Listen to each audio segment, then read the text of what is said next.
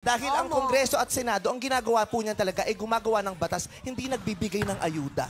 Boom! Yung 3 branches, Yes, since nagsisearch ka na din for 2,000, sa 3 branches na ito, ano sa 3 branches na ito, ang trabaho ay ang gumawa ng mga batas.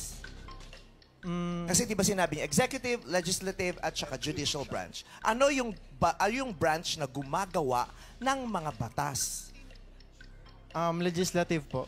Lawmaking. Legislative is correct!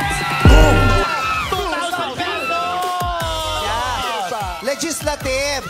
Yan yung branch ng Kongreso at saka ng Senado, di ba? Ang trabaho talaga nila ay gumawa ng batas. Kaya dapat ang iboboto natin sa Kongreso at Senado ay yung gagawa ng batas, yung may alam na gawing batas at may planong gumawa ng batas. Dahil ang Kongreso at Senado, ang ginagawa po niyan talaga ay gumagawa ng batas, hindi nagbibigay ng ayuda.